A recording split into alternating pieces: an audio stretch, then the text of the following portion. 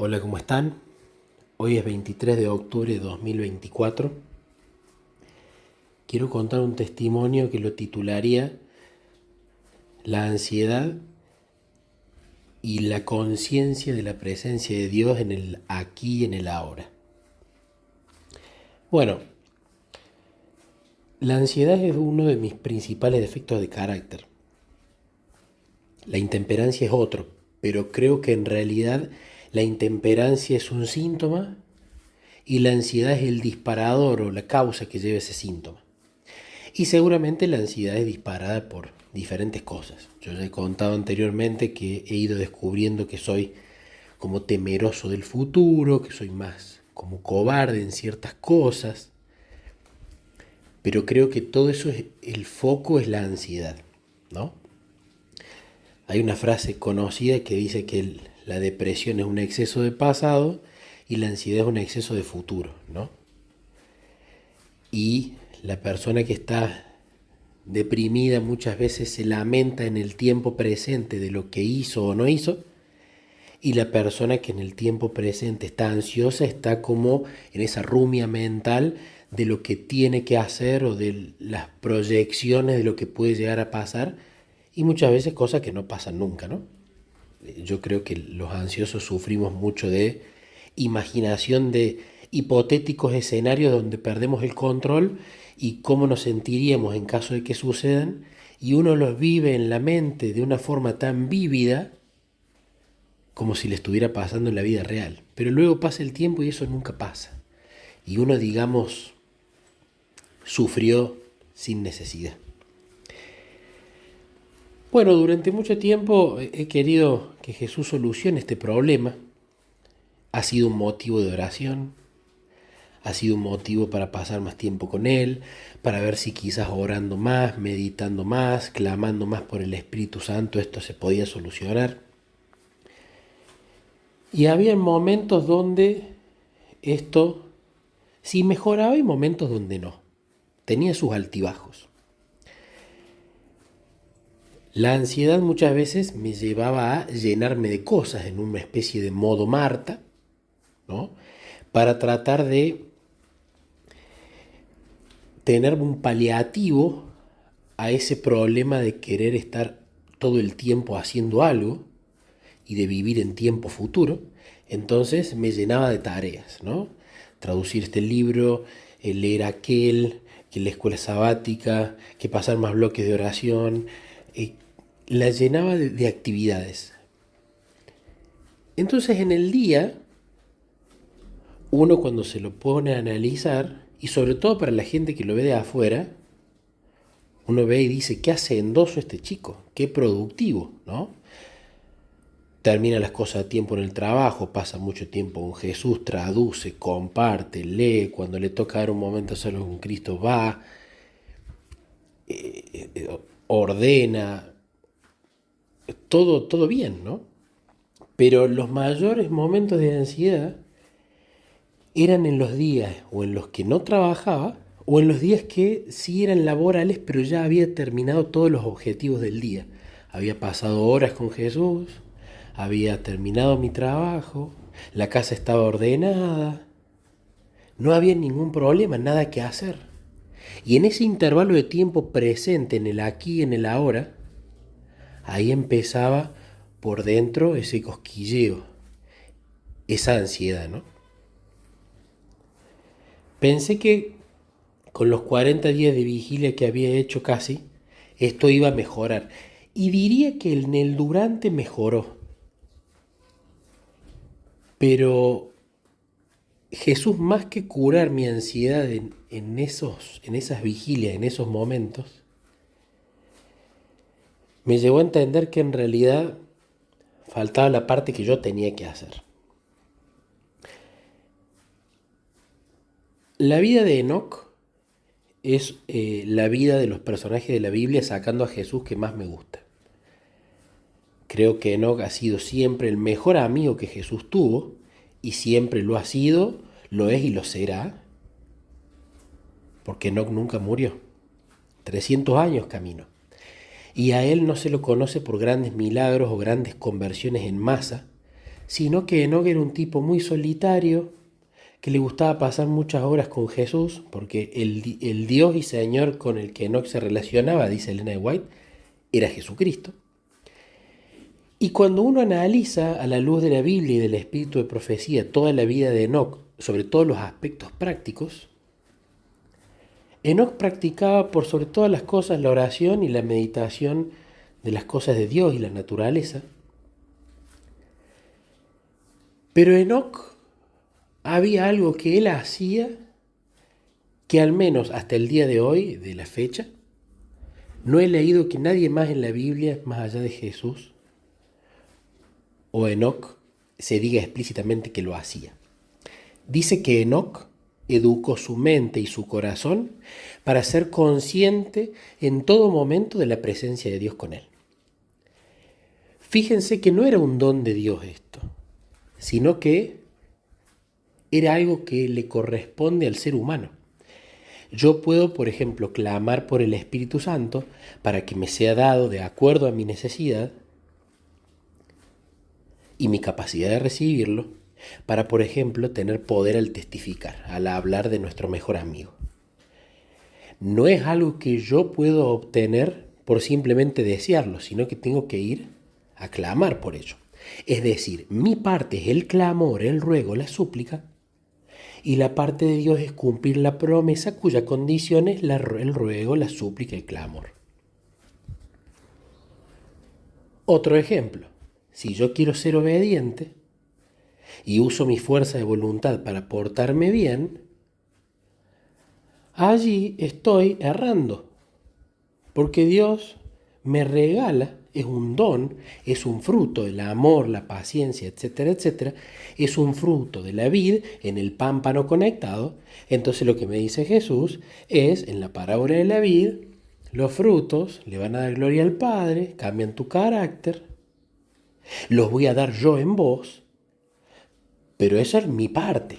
La parte que te toca a vos, dice Jesús, es permanecer en mí. Condición, promesa cumplida. Causa-consecuencia. En el caso del ser consciente de la presencia de Dios en el aquí, en el ahora, en el tiempo presente, no es algo que va a venir como respuesta al clamor ni a la oración. No es un don que me es dado como el Espíritu Santo, como la obediencia, como por ejemplo si yo soy fiel en mis diezmos y ofrendas, Dios promete abrir las compuertas del cielo. No va a venir como resultado de pedírselo a Dios, el ser consciente de la presencia de Él, sino que es un ejercicio que a mí me toca. Así como Dios no va a orarse a sí mismo por mí, así como Dios no va a meditar la Biblia por mí, así como Dios no va a estudiar las Escrituras por mí, Dios no va a educar mi mente y mi corazón para ser consciente de su presencia. Eso me toca a mí. Como dice el espíritu de profecía, Enoc educó su mente y su corazón para ser consciente de que Dios estaba todo el tiempo con él. Y eso no es nada más ni nada menos que el aprender a vivir el aquí, el ahora, el tiempo presente, siendo consciente de que Dios está conmigo. Y cuando aprendo a vivir el aquí y el ahora, siendo consciente de que Dios está conmigo y permanezco en esa conexión, leyendo juntos, orando, pensándolo a Dios, es que el pasado no viene y el futuro no me interesa. Estoy confiando, estoy relacionándome en el aquí y en el ahora. Cuando Jesús tocó mi corazón con la vida de Enoc y yo fui a estudiarla, vi muchas semejanzas conmigo, no por supuesto en el carácter. Enoc caminó 300 años. Yo apenas llevo conociéndolo a Jesús 7 años y no diría que los 7 años fueron de caminata constante. Pero sí me identifiqué con esa personalidad de Enoc, del ser más ermitaño, cuyo único objetivo de vida era pasar tiempo con Jesús, no le interesaban los grandes milagros o convertir a millones de personas. Él se interesaba por las otras almas, pero le gustaba mucho pasar tiempo a solas con Dios. A su vez, Enoc tenía esta especie de debilidad que se entienda la palabra, esta debilidad por Matusalén, este amor por Matusalén, y cómo él, al experimentar ese amor de padre e hijo, hizo el clic luego de 65 años de estar en el temor del Señor, etcétera, etcétera. Pero las lecciones más prácticas que para mi vida me ha dado Jesús a través de pedirme que estudie, profundice y practique la vida de Enoc fue sobre el aprender a vivir el momento presente. Y creo que fue la lección que más descuidé. Porque si bien es la más simple, es la receta más simple, creo que es la más difícil. Porque no estamos acostumbrados. Por otro lado, Jesús muchas veces nos va a mostrar cosas y nosotros no las queremos ver o no las vamos a practicar. Pero Él sigue insistiendo, por amor, ¿no? Así que hace poco me ha introducido a algunos libros sobre aprender a vivir el aquí y en el ahora con Él, pero de pasar la teoría a la práctica. Leer experiencias como anzuelo a tener hambre y motivación de practicarlo. Pero no quedarse simplemente con la lectura de esas experiencias, de esos libros. Yo creo que había entrado en algún periodo en el cual estaba más preocupado en agradarle a Jesús, terminando todas las actividades que podríamos etiquetar como cristianas o religiosas, que por el hecho de estar ejecutándolas con Él.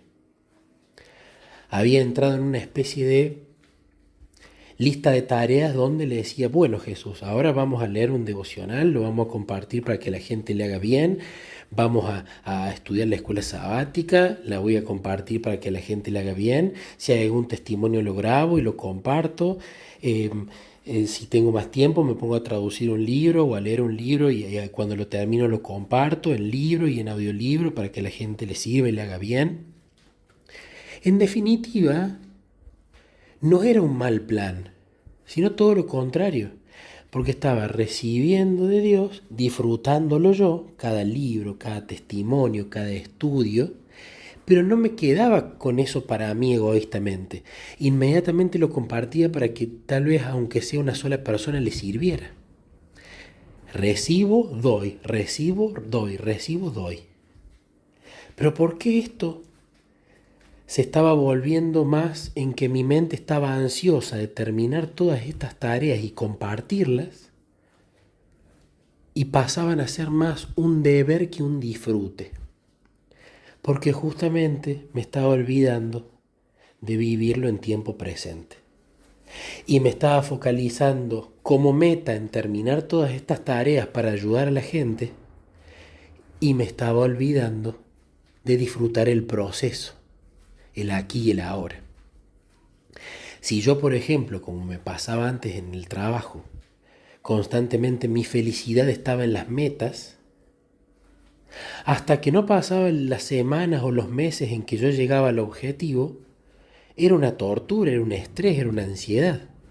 Pero luego llegas a la meta y eso es muy efímero, dura muy poco, porque luego viene la meta siguiente.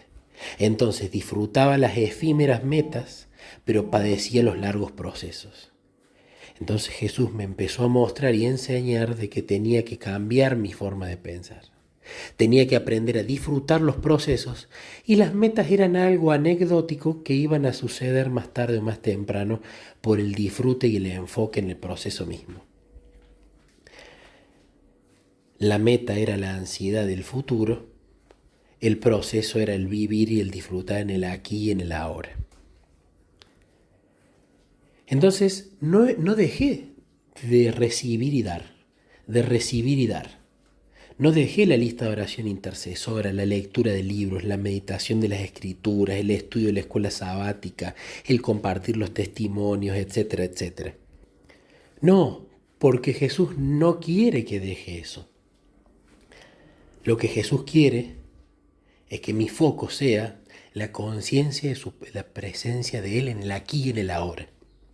Y todo lo que hago, desde la cuchara más chica con la que acabo de mezclar la malta que me preparé, desde lavar esa cuchara, hasta el momento de leer las escrituras con Él, pasando por el mero hecho de tender la cama, que todo lo haga con Él, en el aquí y en el ahora.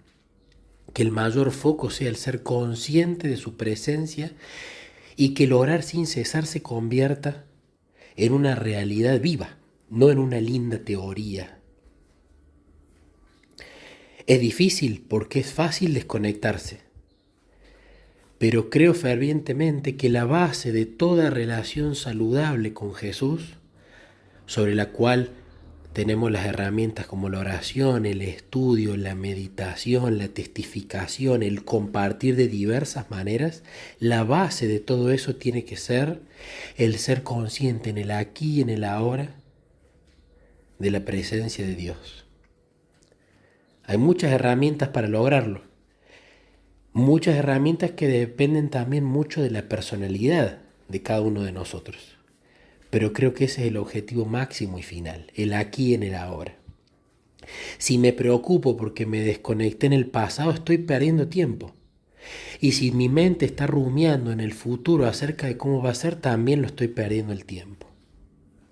Y si nos fijamos, muchos de los pasajes en las Escrituras, cuando hablan de creer, o mejor dicho, una mejor traducción es confiar en Dios, hablan en un presente continuo. ¿Y cuál es la obra de Dios?, le preguntaban a Jesús. La obra de Dios es que crean en el que Él envió, presente continuo. Que crean y confíen ahora y continúen haciéndolo, que no se corte esa confianza. Y esta es la vida eterna, que te conozcan a ti, el único Dios verdadero, y a Jesucristo a quien tú has enviado, presente continuo. El que tiene al Hijo en el tiempo presente tiene la vida. El que no tiene al Hijo de Dios no tiene la vida. Entonces, más que la salvación es hoy, y la salvación es una persona y es Jesús, es que la salvación es en el ahora. Para cerrar, esto que aquí cuento me ha ayudado y me está ayudando con todos los tropiezos y los altibajos, pero me está ayudando a poder ir llegando al punto en el cual paso todo el tiempo que estoy despierto con Jesús. Hay días que son mejores, hay días que son peores. Hay días que me desconecto un rato y ya sale la intemperancia y quizás como de más. O de repente estoy trabajando y me desconecté y ya me empecé a estresar porque quería lograr cosas apurado. El foco dejó de ser Jesús para pasar a ser o la comida o el trabajo o otra actividad. Cuando uno se da cuenta de eso, lo primero que tiene que hacer es reconectar. Si me paso tiempo lamentando porque me desconecté, no la voy a pasar bien y ya no sirve porque ya me desconecté. Pero si me acuerdo de volver a agarrarme de él, continuamos igual. Espero que con el tiempo y con la práctica y con el foco de esto, porque pienso hacerlo de ahora en más mi punto principal de vida espiritual, el aprender a vivir, el esforzarme para vivir el aquí y el ahora con Jesús, porque si me esfuerzo en lo que yo puedo hacer, en lo único que yo puedo hacer, Él va a dar todo el resto. Ojalá no pase mucho tiempo hasta que pueda contar los grandes milagros que ha hecho con mi ansiedad y en mi vida, para así también no solamente poder contarlo en un testimonio, sino también poder predicar lo que realmente vivo y poder contar que funciona porque realmente ha funcionado.